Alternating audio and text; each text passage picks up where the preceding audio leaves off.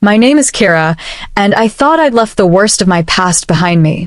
But one chilly morning, as I sipped coffee in my quiet Seattle home, my doorbell rang with a sound that sliced through my peace like a knife. I opened the door, expecting a delivery or maybe a neighbor, but instead, my heart stopped. Standing there were two people I never wanted to see again.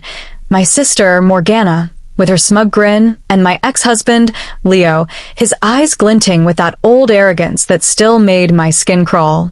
Years ago, they tore my world apart. Morgana, my older sister, had always been the golden child, charming our parents with her smile while I faded into the background. Leo was my husband, my supposed soulmate, until I found him with Morgana, their laughter echoing in our apartment like a betrayal carved into my bones. The divorce was quick, but the pain lingered, a scar I thought had healed. Now, seeing them on my doorstep, it was like ripping that scar wide open. "What do you want?" I asked, my voice barely steady, my hands gripping the doorframe to keep from shaking. Morgana's laugh was sharp, like she enjoyed my discomfort. "Oh, Kira, don't look so shocked. We just thought we'd drop by, see how you're holding up." Her words dripped with mockery, as if my life was some sad little project they pitted. Leo leaned casually against the doorframe, his gaze sweeping over my home, my sanctuary, like he still had a claim to it. "Yeah, Ratch, just checking on the old place. Looks quaint." Their words hit like a slap, each syllable a reminder of the life they'd stolen. I wanted to slam the door, to scream at them to leave, but my throat tightened with a mix of anger and fear. Why were they here, after all this time? What game were they playing now? Before I could find the words to fight back, a familiar voice cut through the tension, steady and strong. "Who's at the door, Kira?" It was my dad, stepping into the hallway, his presence as unexpected as it was grounding. He wasn't supposed to be here until later, but there he was, his broad shoulders filling the space, his eyes narrowing as he took in Morgana and Leo. Their smirks faltered, their confidence cracking under his stern gaze. "What are you two doing here?" he demanded, his voice low, carrying the weight of years of unspoken disappointment. Morgana shifted, her poise slipping. We just wanted to wish Kira a happy new year," she said, her voice less certain now. Leo cleared his throat, trying to regain his footing. "Yeah, just a quick visit, for family." My dad's eyes didn't soften. "Family," he said, his tone icy. "After everything, you show up now?" I could feel the air shift, their bravado crumbling. "Dad, it's okay," I said, my voice steadier now, bolstered by his presence. "They were just leaving." Morgana's eyes flicked to mine, a flash of defiance in them, but Leo tugged at her arm. "We'll catch up later, Kira," he said, his voice forced. They turned to leave, their steps hurried, as if my dad's disapproval was a weight they couldn't bear. As the door closed behind them, I let out a breath I hadn't realized I was holding. My dad turned to me, his face etched with concern. "Kira, what was that all about?" I shook my head, the memories of their betrayal flooding back. "I don't know, Dad, but with Morgana and Leo, it's never good." Growing up, Morgana had always been the star. She'd charm our parents, our teachers, anyone who crossed her path, while I, the quiet one, was left picking up the pieces of her messes. I remembered one summer when I was 10, saving every penny for a sketchbook I dreamed of owning. Morgana borrowed the money, promising to pay me back, but instead bought herself a dress, then cried to our parents that I'd lost it. I was grounded for weeks, my dreams deferred, while she twirled in her new outfit, basking in their praise. Leo was no different. When we met, he was all charm and ambition, a software developer with big dreams.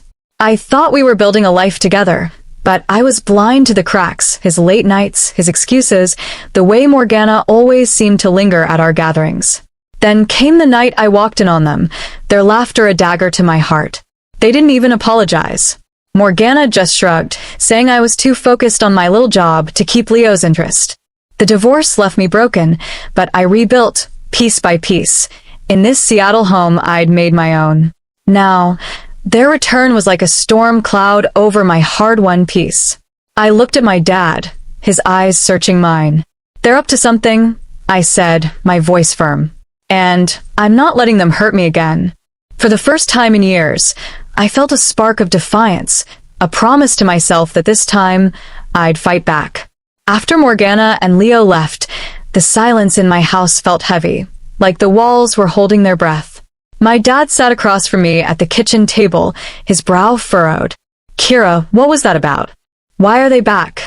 His voice was gentle but firm, the kind that always made me feel safe, even when the world felt like it was crumbling. I sighed, the weight of old memories pressing down.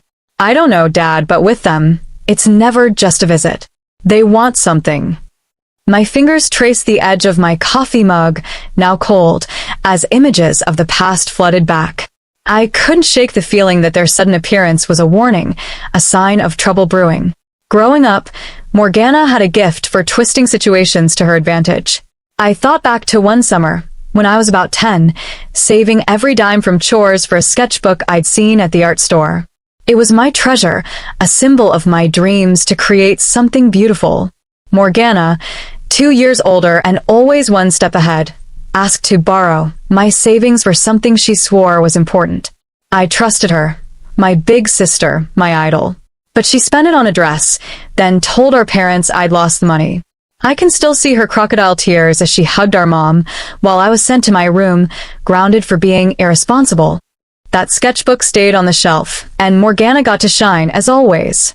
Dad listened as I shared the memory, his face softening with regret. "I never knew she did that, Kira. Your mom always said it was an accident." I nodded, the old hurt still sharp. "That was just the start, Dad. Morgana always knew how to play the innocent, and I was the one left holding the blame." He reached for my hand, his grip warm and steady.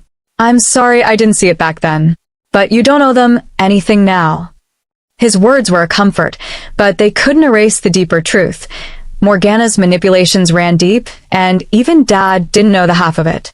She'd always been the star in our family, the one who could do no wrong, while I was the quiet one, the reliable one, overlooked until I was needed to clean up her messes. Then there was Leo. When we married, I thought he was my forever. He was charming, with a quick smile and big dreams of making it in tech. We'd spend evenings planning our future, sketching out a life filled with love and ambition. But slowly things changed. His late nights at the office became routine, his answers vague. I ignored the doubts, telling myself it was just stress. Then came the evening I came home early from a conference in Portland.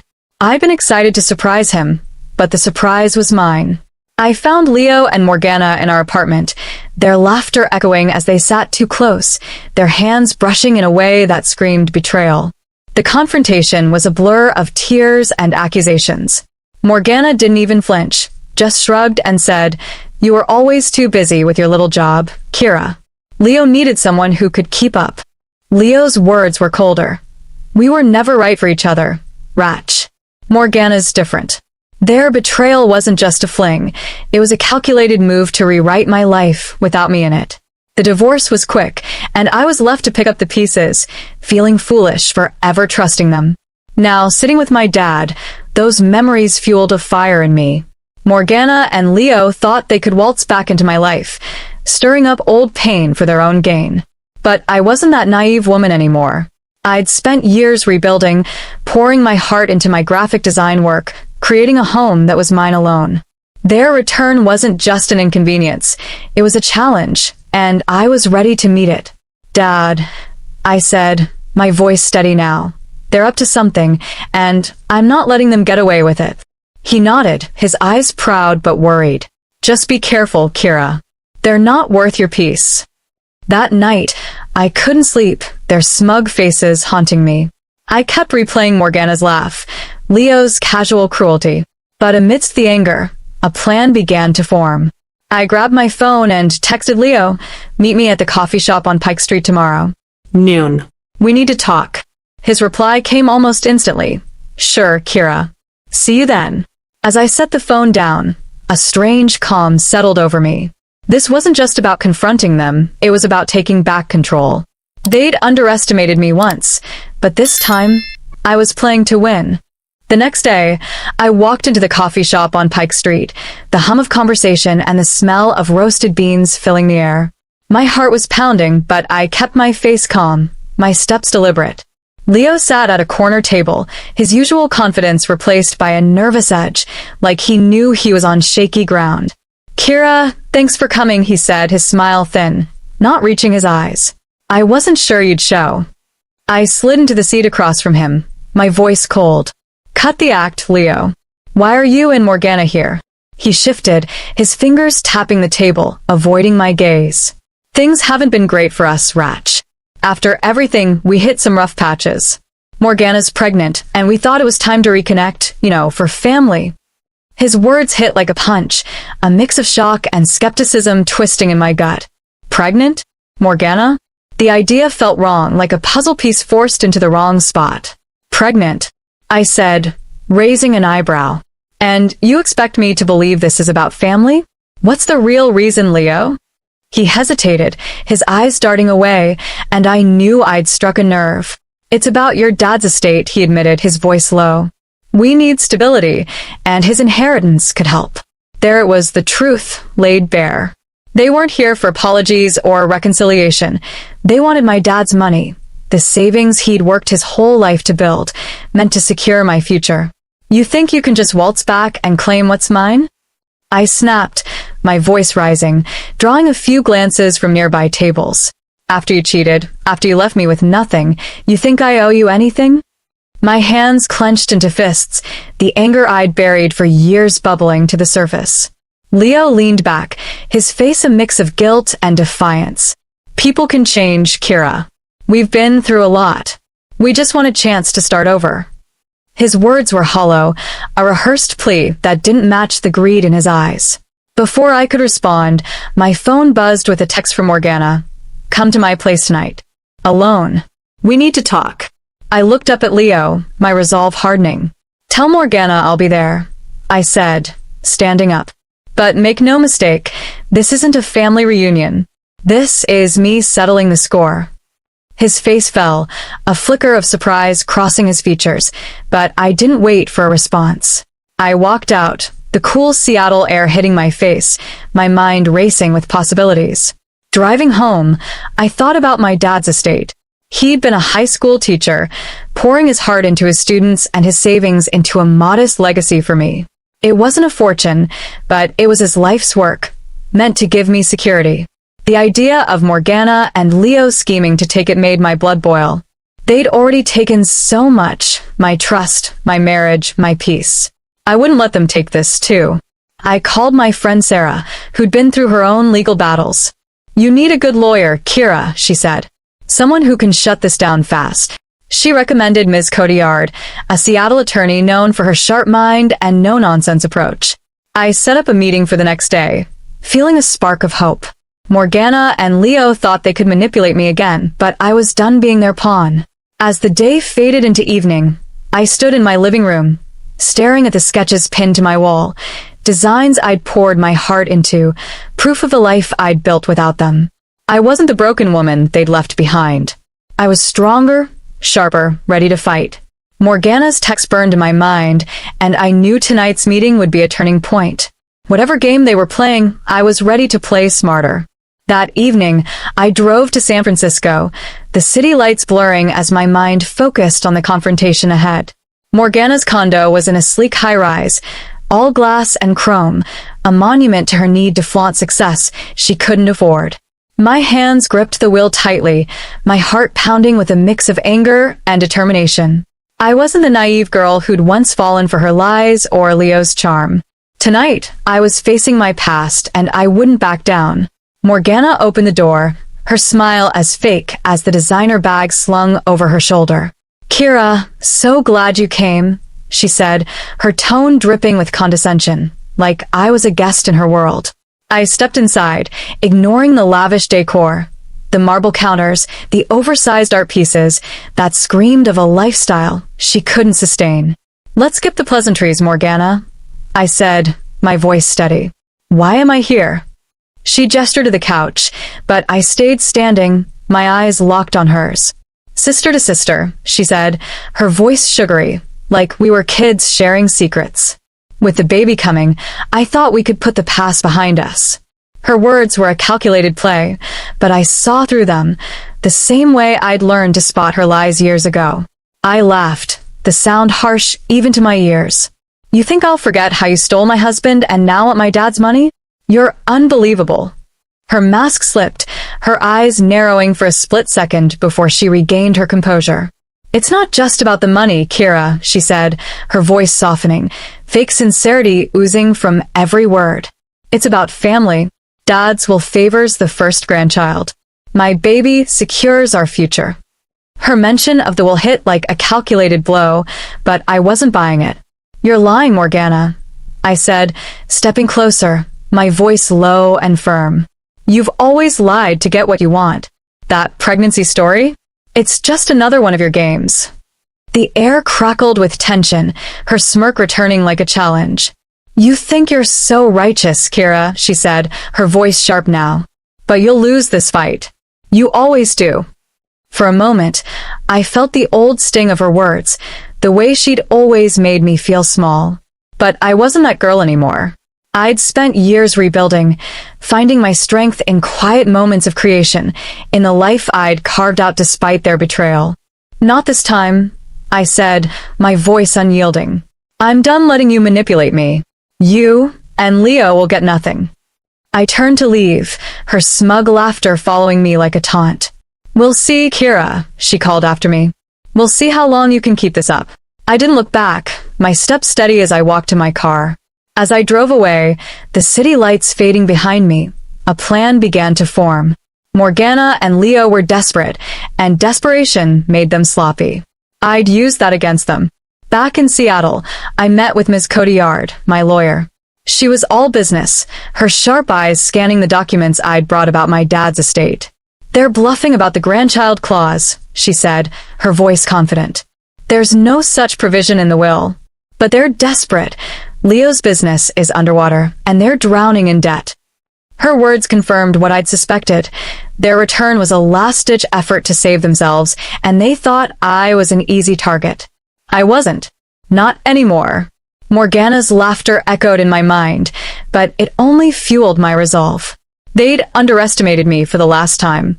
The weeks that followed were a whirlwind of legal meetings and sleepless nights, but I felt alive, fueled by a fire I hadn't known I had. Ms. Cotillard was relentless, digging into Morgana and Leo's finances, uncovering a trail of bad investments and unpaid loans. Leo's tech startup, once his pride and joy, had collapsed, leaving them with nothing but a facade of wealth. Their claim about the will is weak, Ms. Cotillard said, her eyes sharp over her glasses. There's no grandchild clause. They're bluffing to pressure you. But Morgana and Leo didn't back down easily. One evening, as I returned to my Seattle home, I found Morgana on my doorstep, her usual arrogance replaced by a frantic edge. Her designer clothes looked rumpled, her eyes red-rimmed. Kira, please, she said, her voice shaking. I lied about the pregnancy. It was a stupid plan to get the inheritance. Leo's business is gone. We're drowning. I need your help. Her confession should have shocked me, but it didn't. It was just another lie in their endless string of manipulations. I stared at her, feeling nothing but cold resolve. You expect me to help you after everything? I said, my voice icy. You stole my husband, lied to our parents, and now you come crawling back because your schemes failed? You're delusional. She reached for my arm, desperation in her eyes. Please, Kira, I'm your sister. Remember how we used to be. I pulled away, her touch like a burn. The sister I knew died when you betrayed me, I said. You made your choices, Morgana. Live with them. I stepped inside, closing the door on her pleading face, the sound of it shutting like a final note in our broken song. The court hearing was the last battle. The courtroom was stark, the air heavy with anticipation. Morgana and Leo sat together, their faces pale, their unity a fragile act. Ms. Cotillard was a force, dismantling their case with precision.